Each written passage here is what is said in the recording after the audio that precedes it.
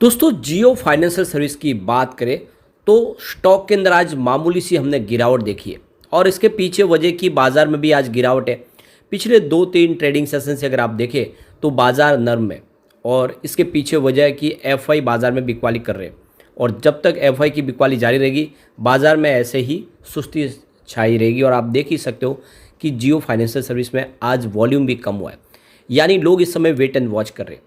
जो ट्रिगर का इंतजार था वो आ चुका है, यानी रिजल्ट हमने देखा है, रिजल्ट काफ़ी बेहतर है। लेकिन अब लोग इंतजार करें इसके बिजनेस का। अब लॉन्चिंग की तो शुरुआत हो चुकी है, आप देखें कि अलग अलग बिजनेस लॉन्च कर दिए गए, लेकिन ये बिजनेस जब ज़मीनी हकीकत में उतरेंगे, लोगों के सामने आएंगे, उसके बाद में ही यहाँ पे मालूम पड़ेगा। तो आने वाले 1-2 क्वार्टर के बाद में कंपनी के बिजनेस की असलियत समझ में आएगी और इसी को लेकर इस समय लोग जियो फाइनेंशियल सर्विस में निवेश करने से थोड़ा बच रहे। लेकिन हकीकत में क्या ऐसा ही है या फिर इस समय इस गिरावट का फ़ायदा उठाना चाहिए, क्योंकि स्टॉक की प्राइस बहुत ज़्यादा नीचे है। एक तरह से देखें तो अपनी बुक वैल्यू से थोड़ा सा ऊपर आपको स्टॉक मिल रहा है। क्या इन्वेस्टमेंट करना चाहिए? क्या वाकई में रिलायंस ग्रुप के शेयरों के लिए जो सबसे बड़ा जो एक निगेटिव पॉइंट है कि रिलायंस के शेयर लोगों को अच्छा रिटर्न नहीं देते हैं, क्या ये बात इसके साथ भी लागू हो रही है और इसी वजह से लोग इससे बच रहे? क्या वाकई में ये रिलायंस के जैसे ही रिटर्न देने वाला है या फिर ये बजाज की लाइन में जाके खड़ा हो जाएगा? इन सारी बातों को समझने की कोशिश करेंगे और मार्केट एक्सपर्ट क्या कह रहे हैं जियो फाइनेंशियल को लेकर वो भी समझने की कोशिश करेंगे। लेकिन फ्रेंड उससे पहले अगर आप पहली बार हमारे चैनल पे आए तो चैनल को सब्सक्राइब कर दीजिए, एक बेल आइकॉन दबा दीजिए ताकि जब भी नया वीडियो बने पहला नोटिफिकेशन आपको मिले। वीडियो पसंद आए तो लाइक से जरूर कीजिए। चलो फ्रेंड्स वीडियो स्टार्ट करते हैं। मैं हूँ आपका दोस्त एस बी दवे और हमारे अपने चैनल ऑनलाइन कमाई में आपका बहुत बहुत स्वागत है। सबसे पहले आज के कारोबार की बात करें तो स्टॉक की शुरुआत पॉजिटिव हुई 215 पर, क्योंकि कल की क्लोजिंग 214 के आसपास थी।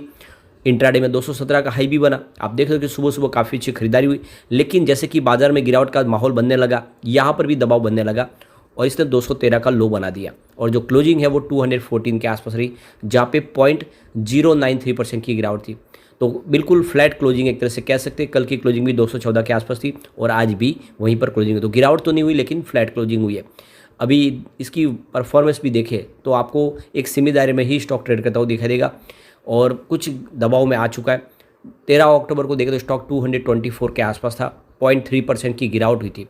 16 अक्टूबर की बात करें तो स्टॉक की क्लोजिंग 224 के आसपास रही, जहाँ पे 0.1% की तेज़ी बनी। लेकिन 17 अक्टूबर को स्टॉक 220 के आसपास आ गया, 1.7% की गिरावट के साथ में। 18 अक्टूबर की बात करें तो स्टॉक की क्लोजिंग 216 के आसपास थी, जहाँ पे 2.2% की गिरावट हुई और 19 अक्टूबर को स्टॉक आ गया 214 के आसपास, 0.8% की गिरावट हुई। तो जो 224 के आसपास स्टॉक था 13 तारीख को, वो 19 तारीख आते आते 214 तक आ गया। तो लगभग 10 रुपये की भारी गिरावट हुई और देख सकते हो कि काफ़ी ज़्यादा इसमें हमें गिरावट का माहौल देखने को मिला। लेकिन आज वॉल्यूम भी कम हुआ है। आप देख सकते हो कि जो लगातार वॉल्यूम बढ़ रहा था उसमें ठहराव सा आ गया है। पिछले एक महीने पहले इसका 2 करोड़ का वॉल्यूम था, 1 करोड़ की डिले उठाई गई थी। 1 वीक पहले 3 करोड़ का वॉल्यूम था, 2 करोड़ की डिले उठाई गई थी और कल इसका 5 करोड़ का वॉल्यूम था, 3 करोड़ की डिले उठाई गई थी। ज़बरदस्त वॉल्यूम में इजाफा हो रहा था, लेकिन आज अचानक वॉल्यूम फिर से कम हुआ और सिर्फ 1 करोड़ का ही वॉल्यूम हुआ और ये इस बात का सबूत है कि लोग इस समय वेट एंड वॉच कर रहे हैं। एक नए ट्रिगर का इंतजार किया जा रहा है। वैसे तो इसका रिजल्ट रहा है काफ़ी शानदार।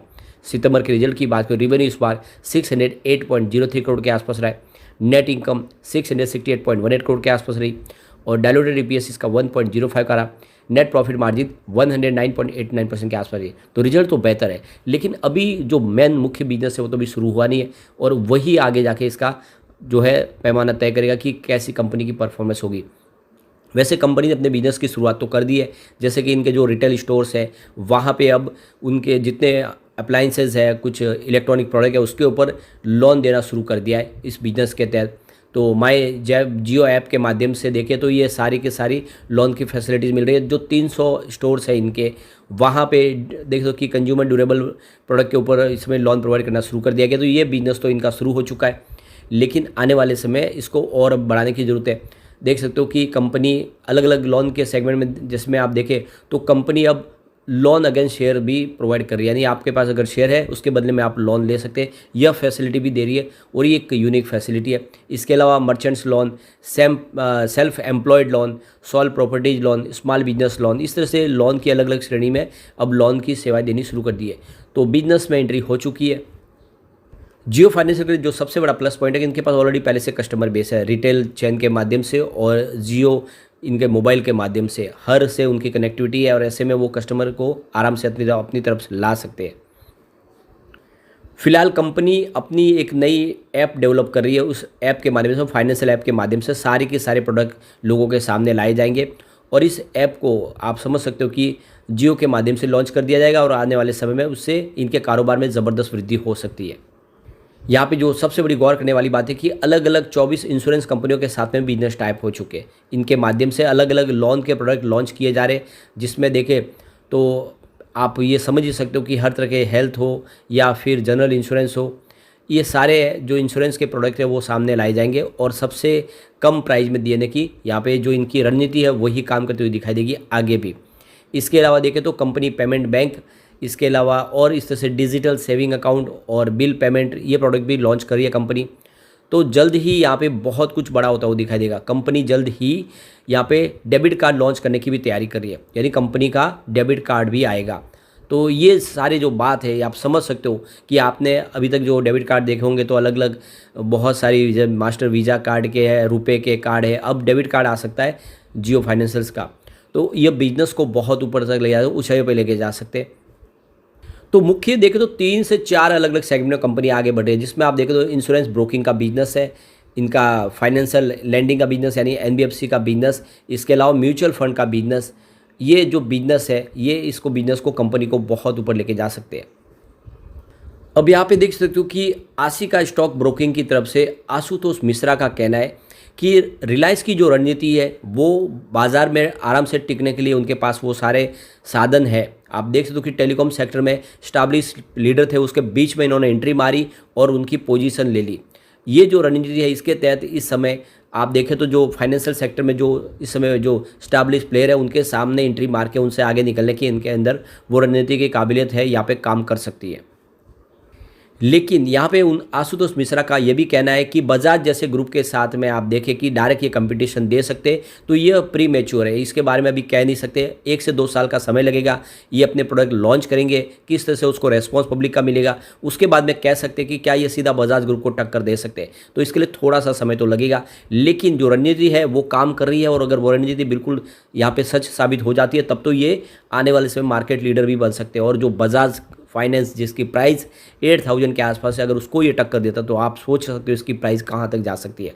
तो जो एक तरह से देखें तो लॉन्ग टर्म इन्वेस्टर के लिए तो बहुत अच्छा मौका है, ये गोल्डन अपॉर्चुनिटी है। और आप देख ही सकते हो इसके फंडामेंटल में भी वो आपको बात झलकती हुई दिखाई देगी। इस समय इसका मार्केट कैप 1,36,024 करोड़ का है, इंडिया की तीसरी सबसे बड़ी है एनबीएफसी, इसके आगे सिर्फ बजाज फाइनेंस और बजाज फिनसर्व है। करंट प्राइस मात्र इसकी 214 की है, लो आप देखें तो 203 का और हाई 278 का है। फिलहाल स्टॉक देख सकते हो कि अपने निचले लेवल की तरफ है। स्टॉक का पी 5411 का है, ये थोड़ी सी चिंताजनक बात जरूर है, लेकिन इसमें आने वाले समय इंप्रूवमेंट दिखाई देगा।